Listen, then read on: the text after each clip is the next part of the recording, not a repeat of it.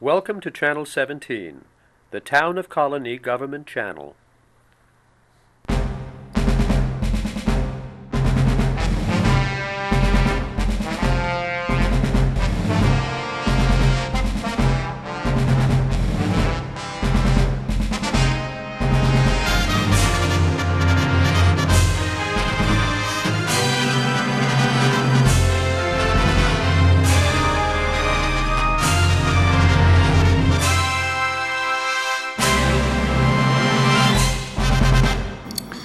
All right, welcome to So Many Books, So Little Time. This is show 7. My name is Joe Nash, and I'm here with Zina, Shevchik. We are librarians here at the Colonie Library, and if you haven't seen our show, this is what we do, the premise.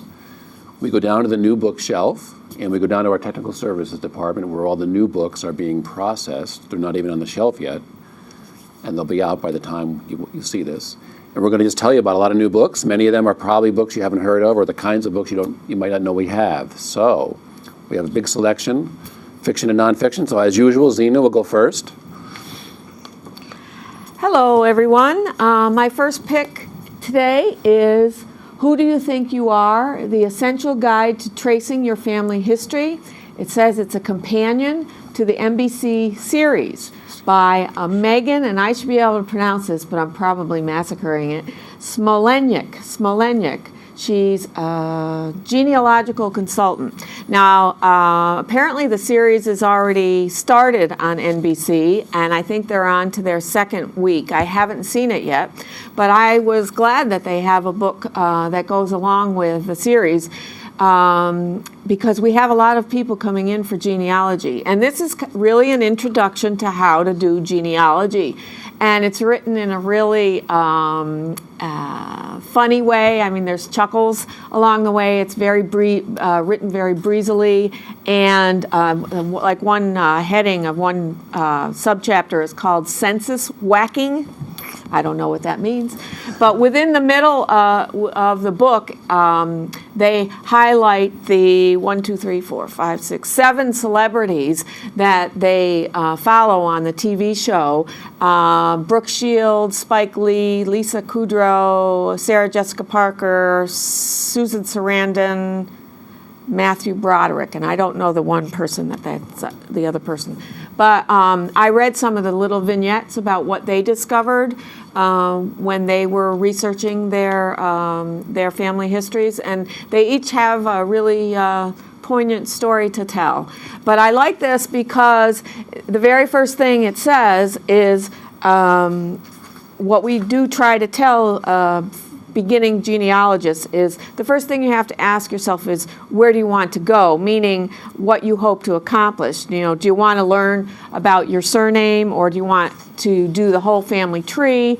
And then it says start with what you know, and that's meaning all the members of your family, friends who might know something about your family, and to research family Bibles or family records, all before you head to the more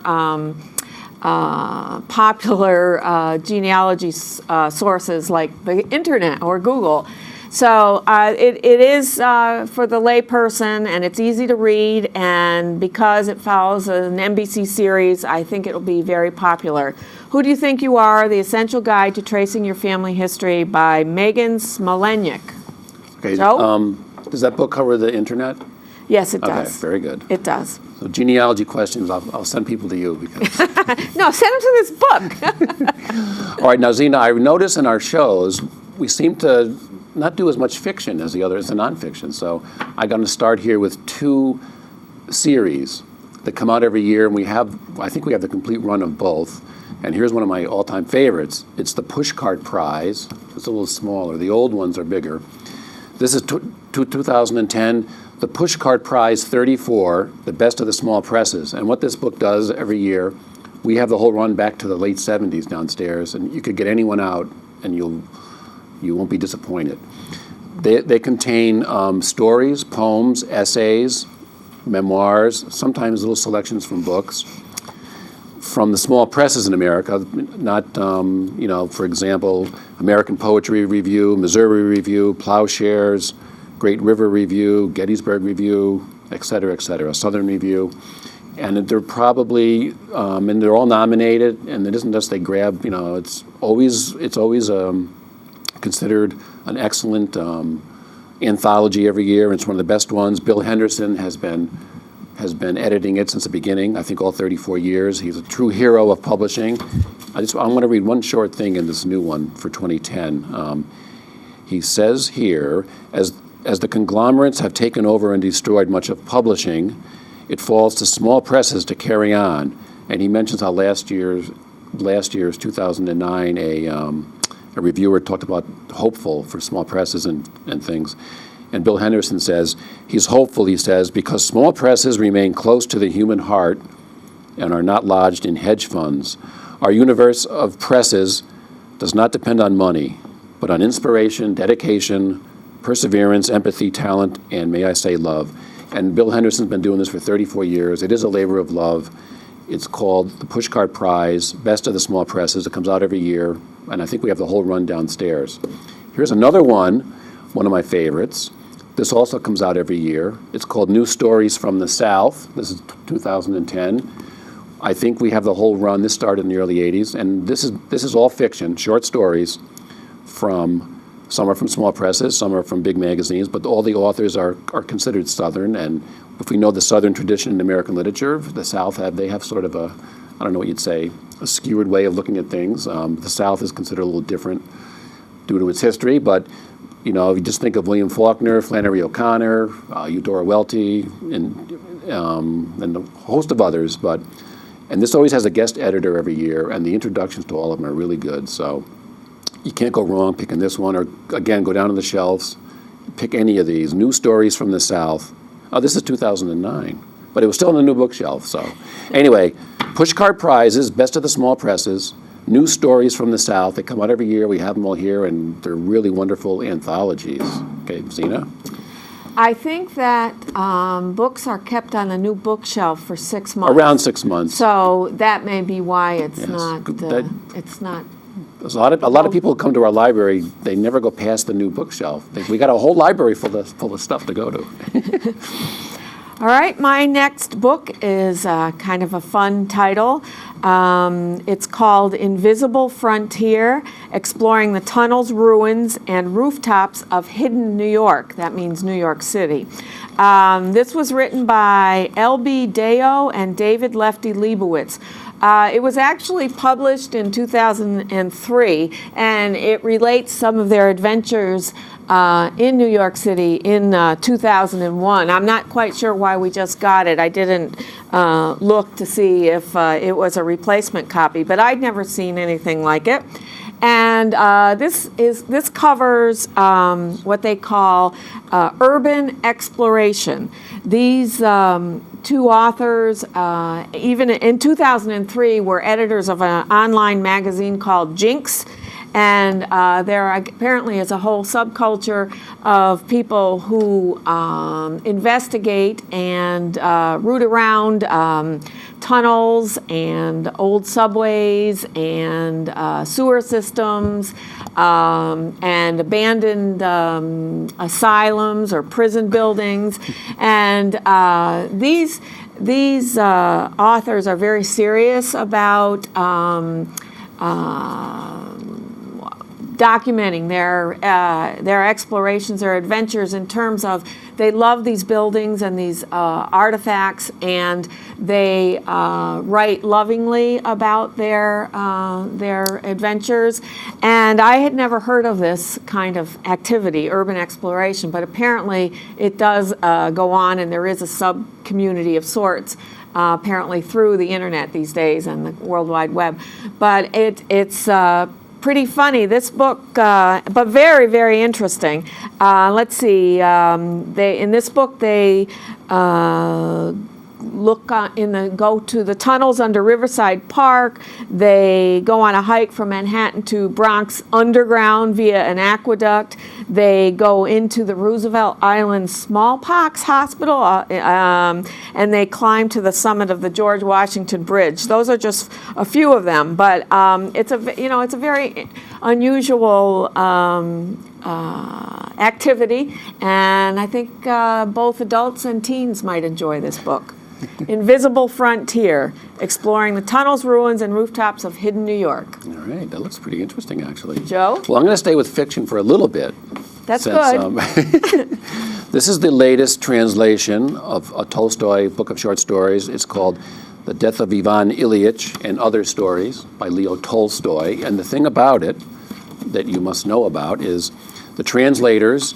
Their names are Richard Pever and Larissa Volokhonsky. I'm probably saying that wrong. But when Richard Pever and Larissa Volokhonsky, they've been translating Dostoevsky, Tolstoy, and Chekhov for the last 15, 20 years. And every single time one of the new translations comes out, it wins the award for best translation. They've won it numerous times. And the reviews of their translations are just astonishing. So, in fact, when Oprah did Anna Karenina, she specifically said to use their translation. So, and like I say, in the past they've translated Brothers Karamazov, Crime and Punishment, Notes from the Underground, War and Peace. Their War and Peace came out, and everyone said it was the best translation ever. So this is just their latest. And if you want to read the Russians, look for these two to be the translators: Richard Pever, Larissa Volokhonsky. And this is the latest on The Death of Ivan Ilyich and Other Stories. These are mostly written in Tolstoy's old age. The title story is very famous, one of the most famous short novels. It's like a long short story.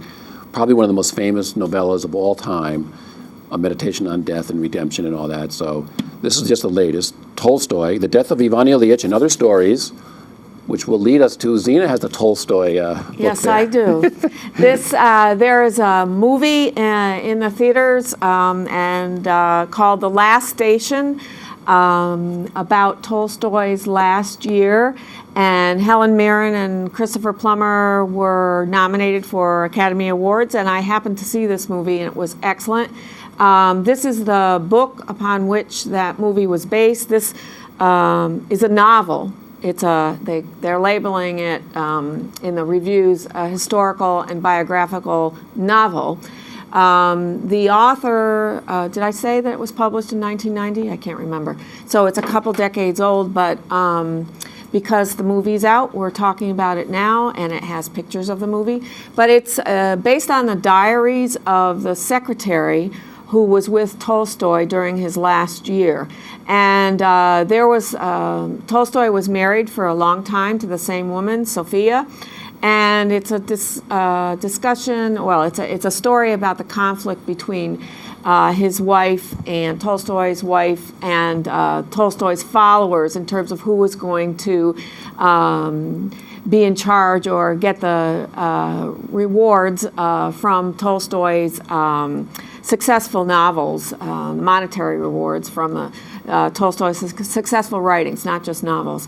And it's brilliantly acted, and I didn't read the book, but it looks, the little bit I did read of it, peruse, it looks like the movie followed it exactly. So it's a fascinating story about Tolstoy's last year, and they lived in a kind of a commune part of the time, and very interesting characters, all the people surrounding Tolstoy, including his wife. So The Last Station, a novel of Tolstoy's final year by J. Perini. Joe? Okay. Well, here's a book. I'm going to talk about this book and give a plug for our noon book review. This book is called The Case for Rational Optimism. It's a good following Tolstoy there in this later days, by Frank S. Robinson. Now, usually in our noon book review, we have someone come and talk about a book. However, the author of this book, Frank Robinson, he lives over in Schenectady. So for our noon book review, the author himself is going to be here talking about this book. Many people, some of our regulars who come to our noon book review, told me about Frank. I said, hey, this guy is a really good speaker, and I think one of them read this book, said it was really good. And Frank, I saw him on there was a thing on the Schenectady cable channel, and I watched it. He was a very interesting guy. So it's going to be on Wednesday, May 5th. This will be on before that. And if it's on after, his talk will obviously be on our channel. What can I say about this? I haven't read it yet, but Frank is I think he goes into history, psychology, evolution, politics, and everything. So it looks pretty good. I just wanted, there was one thing he says, oh yeah, he says his aim is threefold: making the case for a positive vision about oneself, about humanity in general, and about the global situation. So we probably need more optimism in our lives. And this is called The Case for Rational Optimism. Frank S. Robinson, he lives in Schenectady. He'll be here on Wednesday, May 5th at noon, starts at 12:15, talking about this book. So stop by. Okay. Here's a nice segue. I picked up this book from the new bookshelf, not realizing that we're actually going to have a program here as well That about the author's this book. coming, yes. Right. David, you can say his name, David Petrucia,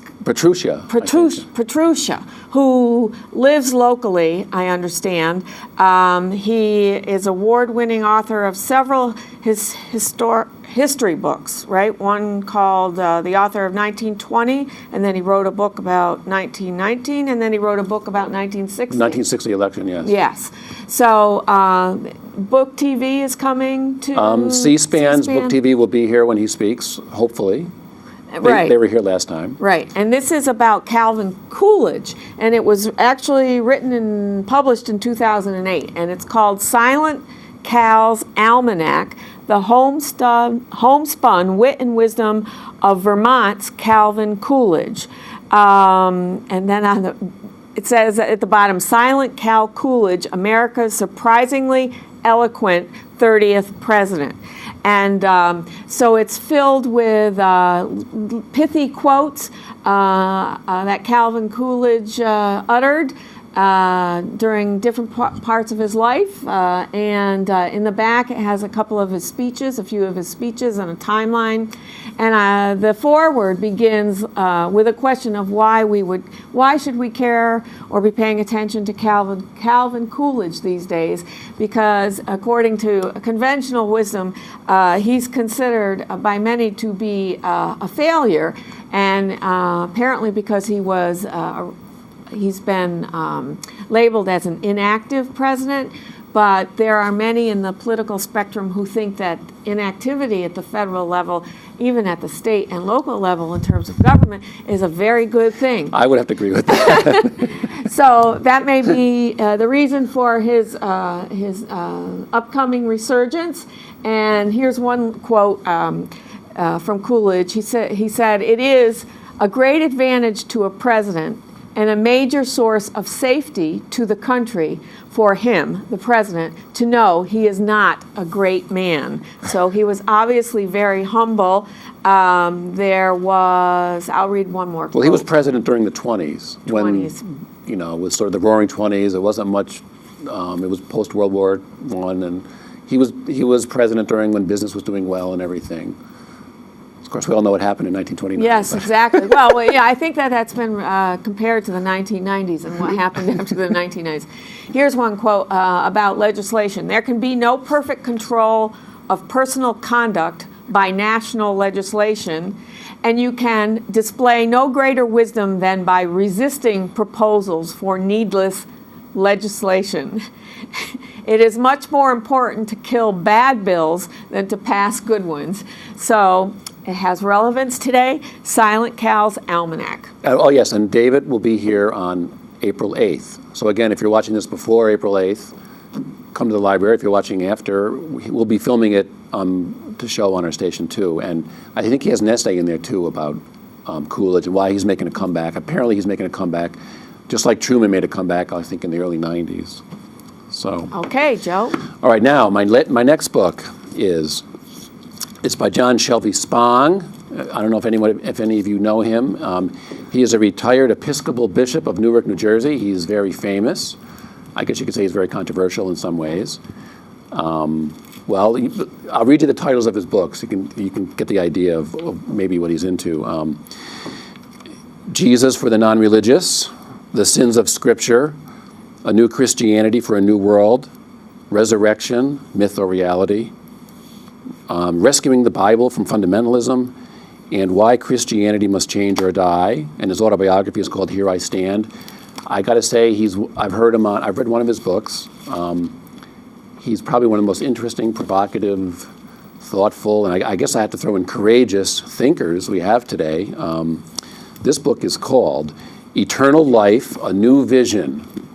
Beyond religion, beyond theism, beyond heaven and hell. I think John Shelby Spong's whole theology, I guess you could say, is trying to break through and shatter all the conceptions we have of things like God, heaven, hell, etc., and just to try and get people to not even think in the way we're used to thinking in those terms all through human history. So, like I say, that's why I say he's, besides being radical, he's probably he's a pretty courageous thinker, and I've heard him on many talk shows. Unbelievably interesting guy, and just by the titles I read, you can sort of tell what he probably is about. So this is his latest book, and he has a website. You just Google John Shelby Spong, really interesting guy. Eternal Life, A New Vision, Beyond Religion, Beyond Theism, Beyond Heaven and Hell. Oh, I was going to read one thing here. He says in this book here, let me take you on a journey that I have walked, which took me both beyond religion and even beyond Christianity, as it is traditionally understood, but a journey that has brought me to a new vision of eternity. And like I say, he never retired from being an Episcopal bishop. He stayed in his church, and he's a famous speaker now, so I don't know. I really think he's a great thinker. I don't know what else to say about him. John Shelby Spong, Eternal Life, A New Vision.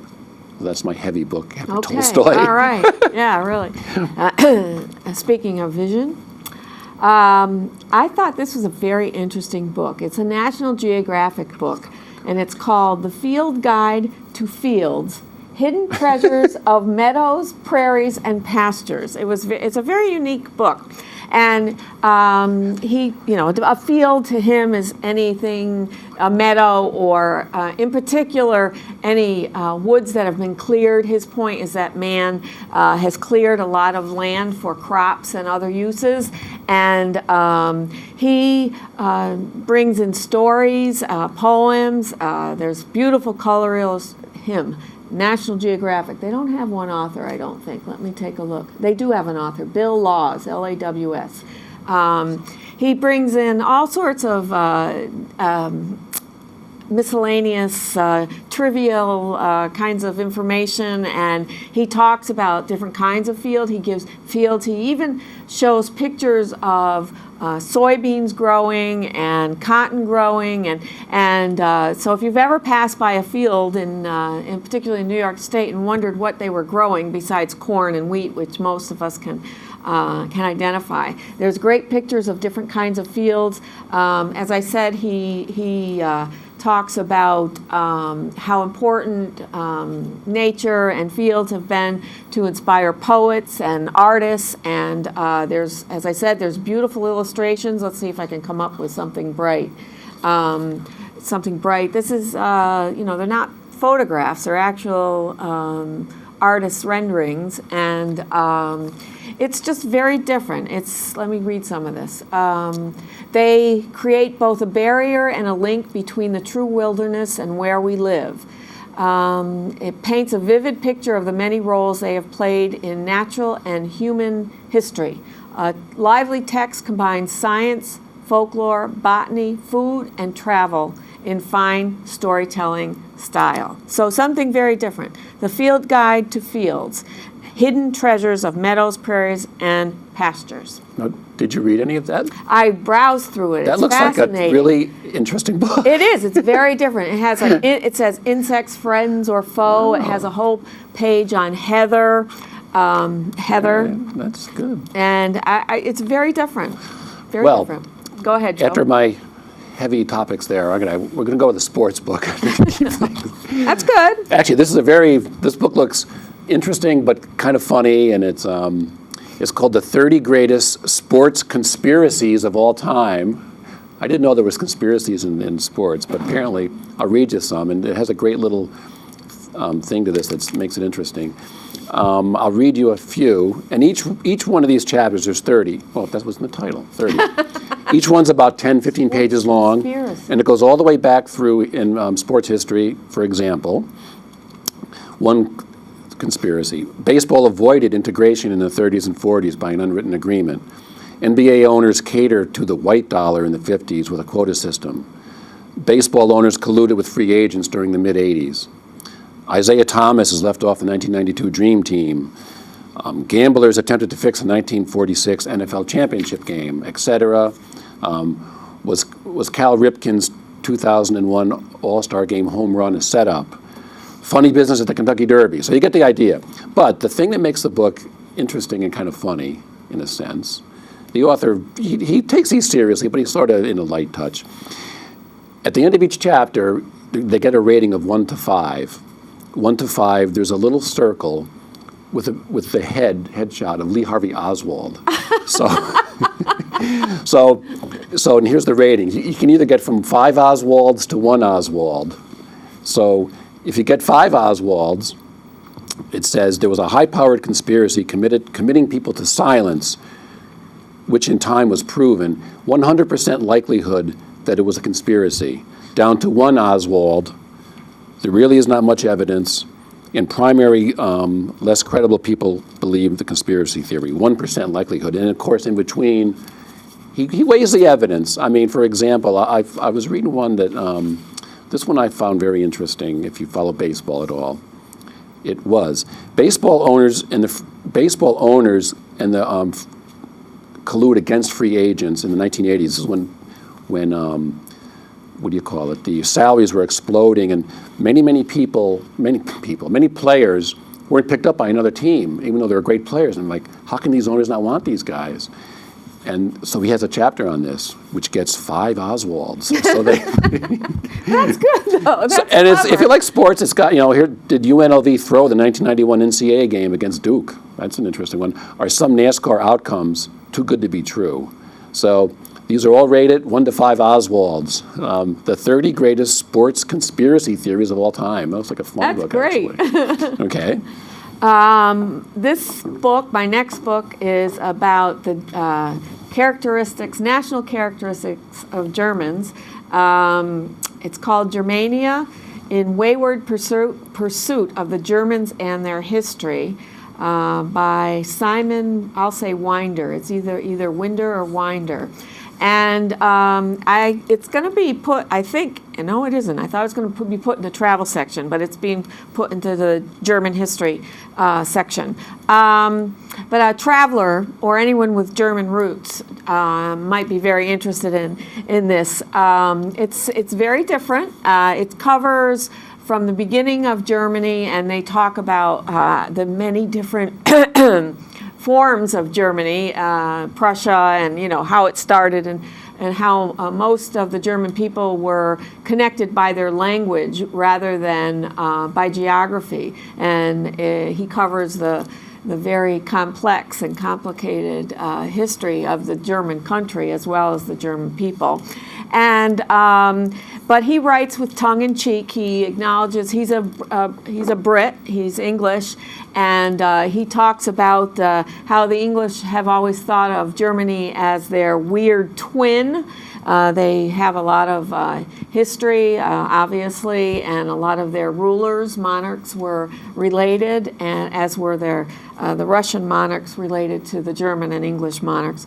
So this is kind of a tongue-in-cheek book as well as a history. It says it's often amusing, always enjoyable, often serious effort to understand a people who remain at the center of European civilization. Now, he only covers the German people until the Nazis take over Germany.